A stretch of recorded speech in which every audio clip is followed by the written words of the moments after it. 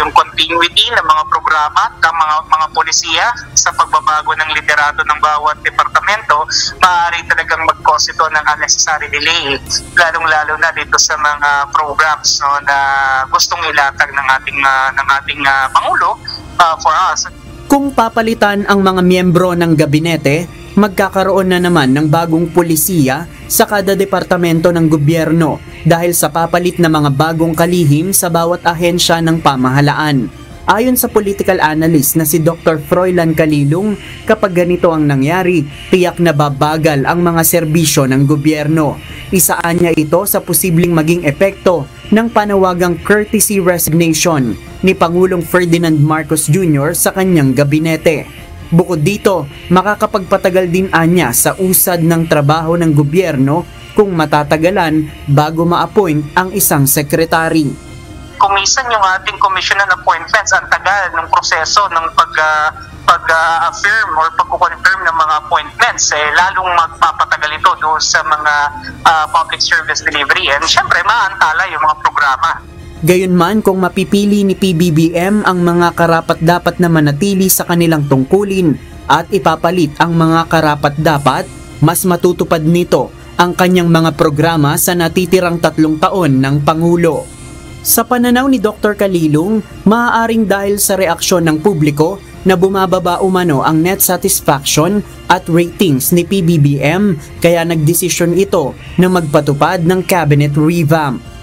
As we have seen doon sa mga past surveys before the elections na talagang bumaba yung kanyang trust and net satisfaction rating. And this could be attributed to the fact that over the past years, walang isang konkreto o malinaw na legacy project or program ang ating Pangulo.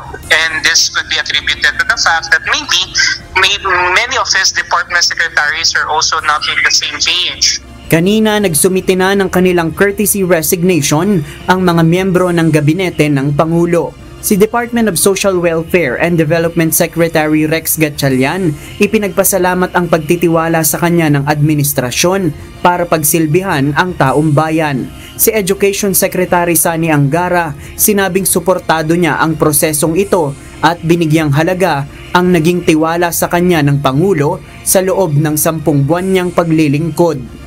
Umaasaan niya siya ng isang smooth and seamless transition. Kung sino man ang papalit sa kanya, dapat anyang magpatuloy ang trabaho sa DepEd na walang harang. Si Tourism Secretary Cristina Frasco naman, sinabing naglilingkod siya sa pleasure ng presidente at suportado ang hakbang nito. Gayun din si Department of Environment and Natural Resources Secretary Maria Antonia Yulo Loizaga. Si Department of Agriculture Secretary Francisco Chu Laurel, sinabing malinaw na ang hakbang ni PBBM ay tugon sa panawagan ng taong bayan na makikita sa nagdaang midterm elections. Habang wala anyang ipinapalit sa kanya, magpapatuloy lang muna siyang magseserbisyo sa kanyang posisyon.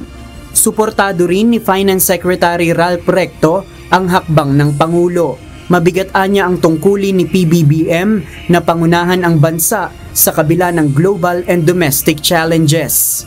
Nanindigan din sa desisyon ng Pangulo si Budget Secretary Amina Pangandaman. Layon lang anya ng hakbang na ito na dalhin ang bansa at ekonomiya na may integrity, transparency, courage at compassion. Si Department of Information and Communications Technology Secretary Henry Aguda, sinabing ang hakbang ni PBBM ay commitment para mas mapabilis pa ang mga proyekto ng gobyerno para sa mga Pilipino.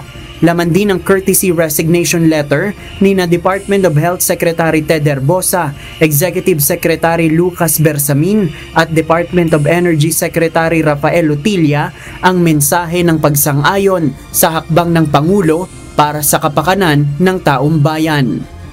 Ang laging sinasabi ng kabinete is, we serve at the pleasure of the President. Totoo naman yun. Pero itong ginawa ng Presidente ito, itong mensahe niya, hindi lang serving at the pleasure of the President. We serve at the pleasure of the people. Kailangan tayong lahat, tao ang focus, hindi ang mga iba't ibang bagay. We're halfway, there's always a review. That's normal. Normal yan eh.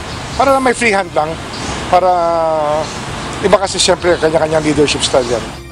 Ang tanong, ngayong nagsumiti na ng courtesy resignation ang marami sa mga miyembro ng gabinete, sino sa kanila ang tatanggapin ng Pangulo ang pagbibitiw sa pwesto at sino naman ang pinagtitiwalaan pa rin ni PBBM na magpatuloy sa kanilang trabaho.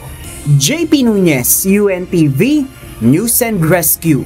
Diyos ang aming sandigan, serbisyo publiko ang aming pinahahalagahan.